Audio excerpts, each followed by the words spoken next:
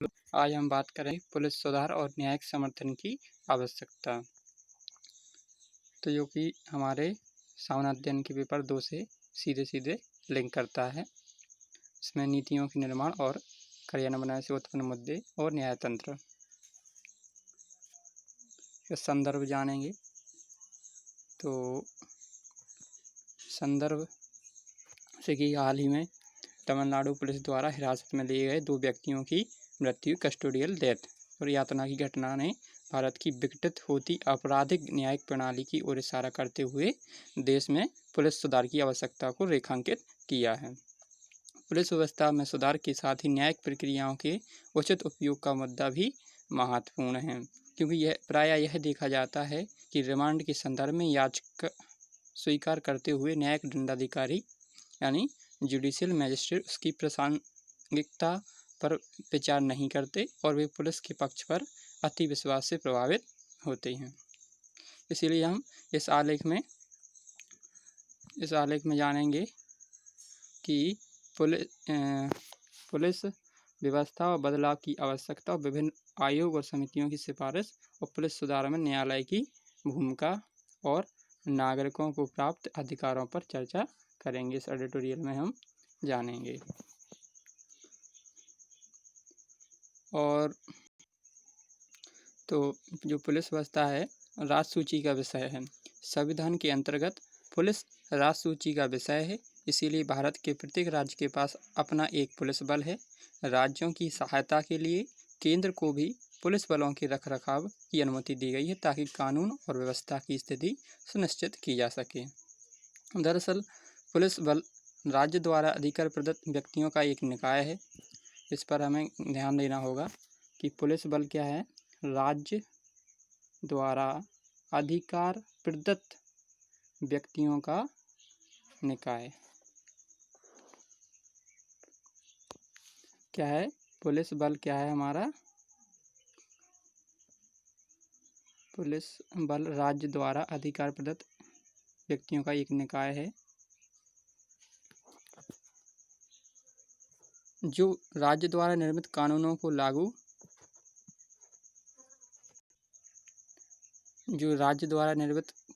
लागू करने, संपत्ति की रक्षा और नागरिक अव्यवस्था को सीमित रखने का कार्य करता है।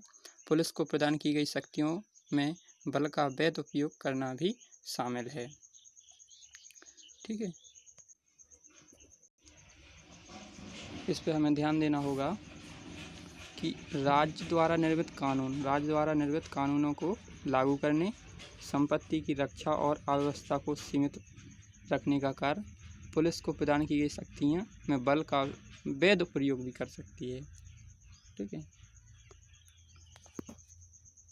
पुलिस सुधार की आवश्यकता क्यों है, इसके बारे में हम जानेंगे। देश में अधिकांश राज्यों में पुलिस की छवि तानाशाहीपूर्ण, जनता के साथ मित्रवत न होना, अपने अधिकारों का दुरुपयोग कर रही है। रोज ऐसे अनेक किस्से सुनने, पढ़ने या देखने को मिलते हैं जिनमें पुलिस द्वारा अपने अधिकारियों का दुरुपयोग किया जाता है। पुलिस का नाम लेते ही प्रताड़ना, क्रूरता, अमानवीय व्यवहार, रौब, उगाही, रिश्वती आदि जैसे शब्द दिमाग में कौंधते हैं। तो इन पर हमें ध्यान देंगे कि पुलिस का जब भी हम सुनते हैं तो आजकल क्या होता है कि प्रताड़ना, क्रूरता, अव्यवहार, रौब, उत्साही, रिश्वत आदि शब्दों दिमाग में कौंध जाते हैं। यहाँ ध्यान देने वाली बात यह है कि भारत के अधिकांश राज्यों ने अपने पुलिस संबंधी कानून ब्रिटिश काल के पुलिस अधिनियम 1861 के आधार पर बनाए हैं, जिनके कारण ये कानून भारत की मौजूदा लोकतांत्रिक व्यवस्था के अनुरूप नहीं है। तो ये पीटी के लिए बहुत ज़रूरी है कि ब्रिटिश काल के पुलिस अधिनियम 1861 के द्वारा ही हम कानून बनाते हैं। इसीलिए क्या है कि मौजूदा लोकतांत्रिक व्यवस्था के लिए अनुरूप नहीं है, इसलिए इसमें सुधार की आवश्यकता है। और अब देखो जानेंगे हम पुलिस सुधारों के लिए विभिन्न आयोग व समितियाँ। तो धर्मवीर आयोग, राष्ट्रीय पुलिस आयोग भी बोलते हैं धर्मवीर आयोग को। ये कब बना था? वर्ष 1977 में पुलिस सुधारों को केंद्र में रखकर जनता पार्टी की सरकार द्वारा श्री धर्मवीर की अध्यक्षता में गठित इस आयोग को राष्ट्रीय पुलिस आयोग कहा जाता है। 4 वर्षों में इस आयोग ने केंद्र सरकार को 8 रिपोर्टें सौंपी, लेकिन इसकी सिफारिश पर अमल नहीं किया गया। तो देखो, ये जो राष्ट्रीय पुलिस आयोग है, इसने जो सिफारिश है लेकिन उस पर अमल नहीं किया गया।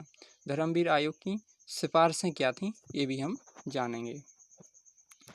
प्रत्येक राज्य में एक प्रदेश सुरक्षा आयोग का गठन किया जाएगा। प्रत्येक राज्य में एक प्रदेश सुरक्षा आयोग का गठन किया जाएगा। एक सिफारिश ये थी। दूसरी क्या थी? जांच कार्यों को शांति व्यवस्था संबंधी कामकाज से अलग किया जाएगा। पुलिस प्रमुखों की नियुक्ति के लिए एक विशेष प्रक्रिया अपनाई जाएगी। पुलिस प्रमुख का कार्यकाल तय किया जाएगा। एक नया पुलिस अधिनियम बनाया जाए। फिर बात करते हैं पद्मनाभ भैया समिति। वर्ष 2000 में पुलिस सुधारों पर पद्मनाभ भैया समिति का गठन किया गया था। ये कब था? 2000 में। वो कब? 1977 में। धर्मवीर सुधार आयोग।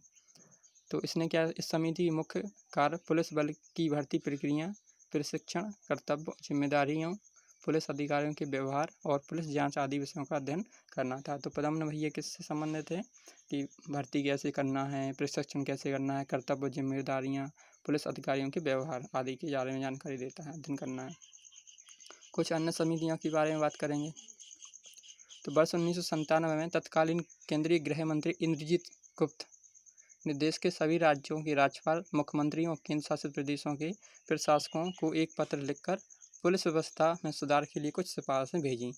देश में आपातकाल के दौरान हुई ज्यादतियों की जांच के लिए गठित सहायक आयोग ने ऐसी घटनाओं की पुनरावृत्ति से बचने के लिए पुलिस को राजनीतिक प्रभाव से मुक्त करने की बात कही थी। इसके अलावा राज्य स्तर पर गठित कई पुलिस आयोगों ने भी पुलिस को बाहरी दबावों से बचने की सिफारिशें की थी। इस समिति ने राज्य में पुलिस बल की संख्या बढ़ाने और महिला कांस्टेबल की भर्ती करने की सिफारिश की थी। ठीक है, अब हम जानेंगे मॉडल पुलिस एक्ट 2006 क्या था। वर्ष 2006 में सोराबजी समिति ने मॉडल पुलिस अधिनियम का प्रारूप तैयार किया था, लेकिन केंद्र और राज्य सरकार ने उस पर कोई ध्यान नहीं दिया। विदित है कि गृह मंत्रालय ने 20 सितंबर 2005 को विधि विशेषज्ञ सोराबजी की अध्यक्षता में एक समिति का गठन किया था, जिसे 30 अक्टूबर 2006 को मॉडल पुलिस एक्ट 2006 का प्रारूप केंद्र सरकार को सौंपा। तो अभी तक हमने जो देखा कि चाहे वो धर्मवीर आयोग हो, चाहे वो दमना, चाहे मॉडल पुलिस एक्ट 2006 हो, इस पर केंद्र और राज्य सरकार ने कोई ध्यान नहीं दिया। अब हम जानेंगे सुप्रीम कोर्ट के ऐतिहासिक निर्णय और सुप्रीम कोर्ट की क्या गाइडलाइन है इसके बारे में। जब आयोग और समितियों की रिपोर्ट पर कोई प्रभावी कार्रवाई नहीं हुई थी, तो उत्तर प्रदेश और असम में पुलिस प्रमुख और सीमा सुरक्षा बल के महानिदेशक रहे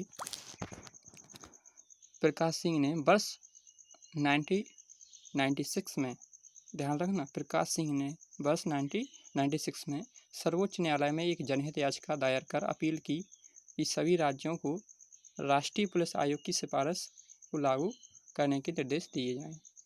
तो ये ध्यान रखना, प्रकाश सिंह, ठीक है, पुलिस आयोग की सिफारिशों को लागू करने के निर्देश दिए जाएं। इस याचिका पर 1 दशक तक चली सुनवाई के दौरान सर्वोच्च न्यायालय ने कई आयोगों की सिफारिशों का अध्ययन कर आखिर में 22 सितंबर 2006 को पुलिस सुधारों पर निर्णय देते हुए राज्य और केंद्र के लिए कुछ दिशा निर्देश जारी किए, जो कि बहुत ही इम्पोर्टेंट हैं। इसके बारे में हमें जानना होगा। कब? 22 सितंबर 2006 को पुलिस सुधारों का निर्णय देते हुए कुछ दिशा निर्देश जारी किए, इसके बारे में जानेंगे। तो राज्यों को क्या निर्देश दिए कि इसमें पुलिस पर राज्य सरकार का प्रभाव कम करने के लिए राज्य सुरक्षा आयोग का गठन करने, पुलिस महानिदेशक, पुलिस महानिरीक्षक या अन्य वरिष्ठ अधिकारियों का न्यूनतम कार्यकाल 2 साल तय करने, जांच और कानून की व्यवस्था की बहाली का जिम्मा अलग अलग पुलिस इकाइयों को सौंपने, सेवा संबंधी तमाम मामलों पर फैसले के लिए पुलिस एस्टेब्लिशमेंट बोर्ड का गठन करने, पुलिस अफसरों के खिलाफ शिकायतों की जांच करने के लिए पुलिस शिकायत प्राधिकरण का गठन करने जैसे दिशा निर्देश जारी किए। तो यहाँ पर क्या है कि पुलिस अफसरों के खिलाफ शिकायत की जांच के लिए पुलिस शिकायत प्राधिकरण का गठन करने जैसे दिशा निर्देश भी शामिल थे। ठीक है, अब केंद्र को क्या निर्देश दिए, तो केंद्र को जानेंगे। तो केंद्र को सर्वोच्च न्यायालय ने केंद्र सरकार को केंद्रीय पुलिस बलों में नियुक्तियां और कर्मचारियों के लिए बनने वाली कल्याण योजनाओं की निगरानी के लिए एक राष्ट्रीय सुरक्षा आयोग के गठन का भी निर्देश दिया था, लेकिन अब इसका गठन नहीं हो सका।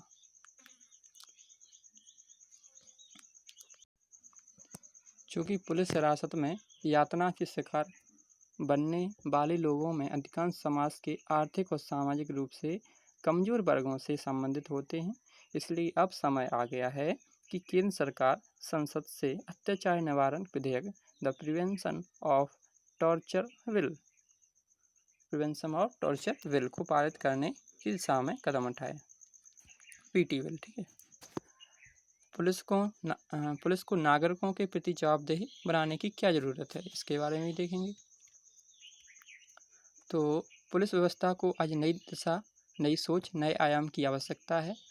समय की मांग है कि पुलिस नागरिक स्वतंत्रता और मानव अधिकारों के प्रति जागरूक हो और समाज के सताए हुए तथा वंचित वर्ग के प्रति, लोगों के प्रति संवेदनशील बने। देखने में यह आता है कि पुलिस प्रभावशाली व पैसे वाले लोगों के प्रति नरम और आम जनता के प्रति सख्त रवैया अपनाती है, जिससे जनता का सहयोग प्राप्त करना उसके लिए मुश्किल हो जाता है। आज देश का सामाजिक परिवेश पूरी तरह बदल चुका है। हमें यह समझना होगा कि पुलिस सामाजिक रूप से नागरिकों के मित्र है और बिना उसके सहयोग से कानून व्यवस्था का पालन नहीं किया जा सकता। लेकिन क्या समाज की भूमिका केवल मूक दर्शक बने रहकर प्रशासन पर टिकी टिप्पणियों करने या कैंडल लाइट मार्च निकालकर या सोशल साइट पर अपना विचार व्यक्त करने तक ही सीमित है? प्रत्येक समाज को नीति नेताओं पर इस बात के लिए दबाव डालना चाहिए कि उसे राजनीतिक दल अपने चुनावी घोषणा पत्र में पुलिस सुधार को एक अनिवार्य मुद्दे के रूप में शामिल करे। निष्कर्ष जानेंगे। हमारे निष्कर्ष क्या है कि हमारे सामने प्रायः पुलिस की नकारात्मक छवि ही आती है, जिससे उसके प्रति आम जन का विश्वास और बढ़ जाता है। तो हमारे क्या है निष्कर्ष को ध्यान से पढ़ेंगे। हमारे सामने प्रायः पुलिस की नकारात्मक छवि ही आती है, जिससे उसके प्रति आम जन का अविश्वास और भी बढ़ जाता है। किसी भी लोकतांत्रिक देश में पुलिस बल की शक्ति का आधार जनता का उसमें विश्वास है, और यदि यह नहीं है तो समाज के लिए घातक है। पुलिस में संस्थागत सुधार ही वह कुंजी है जिसे कानून व्यवस्था की पटरी पर लाया जा सकता है। सभी तरह के गैर कानूनी कार्यों पर नकेल कसी जा सकती है। तो इसमें क्वेश्चन भी देखेंगे। किसी भी लोकतांत्रिक देश में पुलिस बल की शक्ति का आधार जनता का उसमें विश्वास है, और यदि यही नहीं है तो समाज के लिए घातक है। समीक्षा करें। तो